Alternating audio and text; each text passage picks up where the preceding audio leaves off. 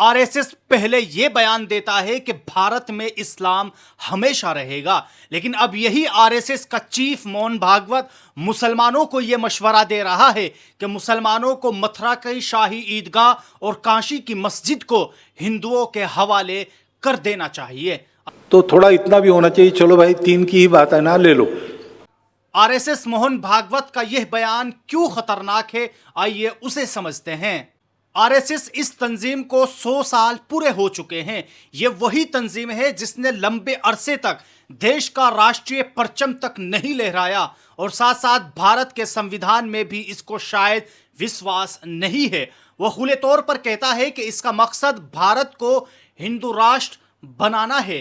इसी मौके पर आरएसएस के चीफ मोहन भागवत ने एक बड़ा विवादित बयान दिया है।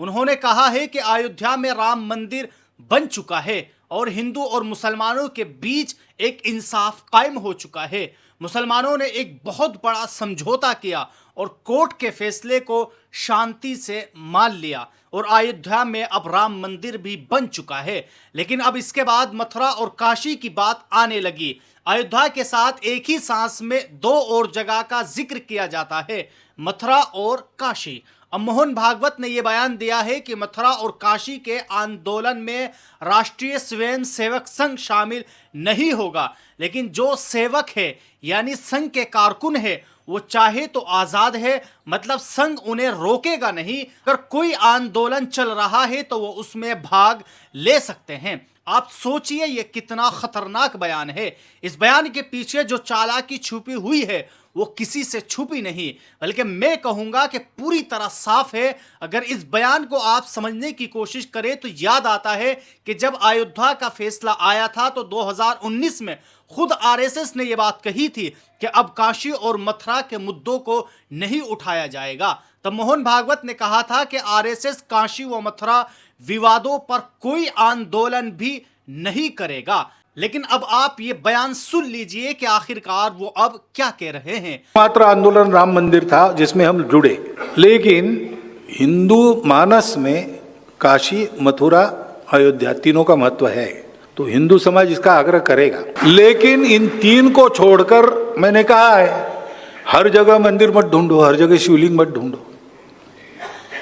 मैं अगर ये कह सकता हूं, हिंदू संगठन का प्रमुख जिसको संशोधक भी प्रश्न पूछते रहते हैं, तो थोड़ा इतना भी होना चाहिए, चलो भाई 3 की ही बात है ना, ले लो। ये क्यों ना हो, ये भाईचारे के लिए एक बहुत बड़ा कदम आगे होगा। अब आप सोचिए कि बयान कितना खतरनाक है, क्योंकि मथुरा और काशी दोनों के मुकदमात अभी अदालत में चल रहे हैं और अब मुसलमानों को मशवरा दिया जा रहा है। भागवत सिर्फ यहीं पर नहीं रुके बल्कि आगे भी सलाह दे रहे हैं और वो कह रहे हैं कि मुसलमानों को इसमें समझौता कर लेना चाहिए। आगे भागवत कहते हैं कि हिंदुओं के लिए काशी और मथुरा और अयोध्या तीनों मज़ाहिब मराकिज़ बहुत ज़्यादा अहम है, इसलिए हिंदू समाज इन जगहों के लिए अपनी बात रख सकता है। सिर्फ हिंदू समाज से ही नहीं, उन्होंने मुस्लिम समाज को भी मुखातब किया और कहा कि मुसलमानों को समझदारी दिखानी चाहिए और समझदारी यह है कि वो खुद ही इन जगहों को हिंदुओं के हवाले कर दे। यानी पहले अयोध्या के बारे में यह कहा गया था कि मुसलमानों को जमीन छोड़ देनी चाहिए, अब कहा जा रहा है कि काशी और मथुरा भी दे देना चाहिए। उनका कहना है कि यह सिर्फ 3 जगहों की बात है, उन्हें दे देना चाहिए, इसके बाद हिंदू समाज खामोश होकर बैठ जाएगा। लेकिन अब सवाल यह है कि क्या यह दावा भी अयोध्या के वक्त नहीं किया गया था कि सिर्फ एक जगह की बात है, लेकिन फिर नए मुतालबे सामने आते हैं कि मुसलमानों को काशी और मथुरा की जमीन छोड़ देनी चाहिए। अब आइए दोस्तों दूसरी खबर के ताल्लुक से बात कर लेते हैं कि जमीयत उलमाए हिंद ने एक बड़ा कारनामा अंजाम दिया है। जमीयत उलमाए हिंद के सदर हजरत मौलाना महमूद असद मदनी ने बाकायदा प्रेस नोट जारी करते हुए लिखा है कि नई दिल्ली 29 अगस्त 2025 नैनीताल हाईकोर्ट ने बनभूल पुअरा हल्द्वानी उत्तराखंड में 8 फरवरी 2024 के हुए पुरतशद्दुद वाकयात में माखूज 2 मुस्लिम नौजवान निजामुद्दीन वल्द इस्लाम मरहूम और मोहम्मद शारिक सिद्दीकी को जमानत पर रिहा करने का हुक्म दे दिया है। इन मुकदमों की पैरवी जमीयत उलमाए हिंद के सदर मौलाना महमूद असद मदनी की हिदायत पर मुकर्रर करदा वकला एडवोकेट विकास कुमार गिलानी और एडवोकेट सईद अहमद कर रहे थे। फैसला जस्टिस पंकज परवत और जस्टिस मनोज कुमार तिवारी पर मुश्तमिल डिवीजन बेंच ने सुनाया है। याद रहे कि गुज़िश्ता बरस सितंबर में एडिशनल सेशन जज हल्द्वानी ने उनकी जमानत की अर्जी मुस्तरद कर दी थी, जिसके खिलाफ हाईकोर्ट में अपील दायर की गई थी। दूसरी तरफ बनभूलपुरा में मस्जिद और मदारिस के इन्हिदामी कार्रवाई के दौरान इन पर पुलिस पर हमला, पथराव, आतिशजनी और गैर कानूनी असलिया रखने और पेट्रोल बम फेंकने जैसे संगीन इल्जामात लगाए गए थे और UAPA के संगीन दफात भी आयद की गई थी। उस वक्त मस्जिद और मदरसे को मुनहदिम करने से मुतालिक इंतजामिया के फैसले के खिलाफ लोगों में सख्त नाराजी थी। इसी दरमियान तशद्दुद के कुछ वाक़यात भी पेश आए, जिनका इल्ज़ाम यक तरफा तौर पर मकामी मुसलमानों के सर आयद कर दिया गया और हमेशा की तरह पुलिस महकमे ने बड़ी तादाद में मुस्लिम नौजवानों को गिरफ्तार कर लिया था। नैनीताल हाई कोर्ट ने अपने फैसले में ये बात कही है कि दोनों के खिलाफ बराह रास्त कोई सबूत मौजूद नहीं है। CCTV फुटेज भी शनाख्त के हवाले से कोई ठोस सबूत पेश नहीं कर सका। इब्तिदा में मोहम्मद निजामुद्दीन का नाम भी FIR में दर्ज नहीं था, लेकिन एक चश्मदीद गवाह के बयान पर 11 फरवरी 2024 को गिरफ्तार किया गया।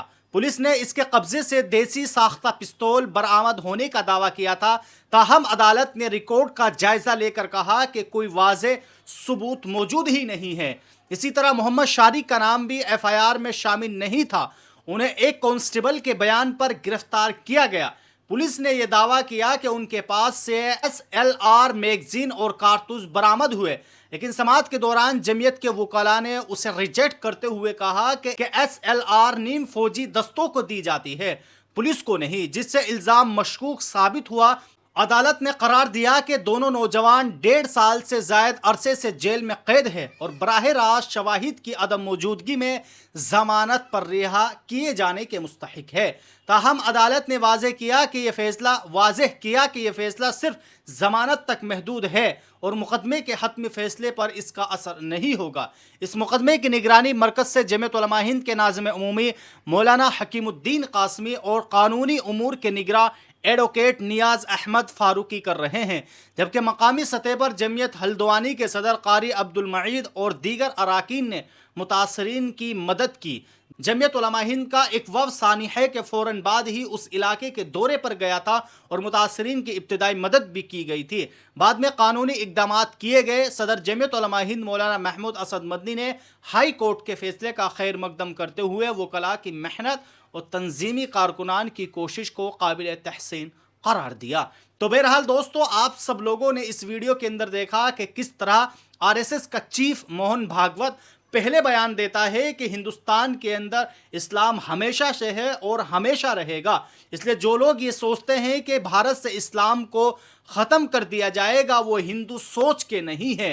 लेकिन आज यही मोहन भागवत ये बयान दे रहे हैं कि मुसलमानों को चाहिए कि अब वो मथुरा का शाही ईदगाह और काशी की मस्जिद को हिंदुओं के हवाले कर देना चाहिए। दोस्तों, आप सब लोग RSS मोहन भागवत के इस बयान पर अपनी क्या राय रखते हैं? आप लोग भी हमें कमेंट बॉक्स में ज़रूर बताएं। और अगर आप हमसे जुड़ना चाहते हैं तो आप हमारे इस चैनल को सब्सक्राइब कर सकते हैं।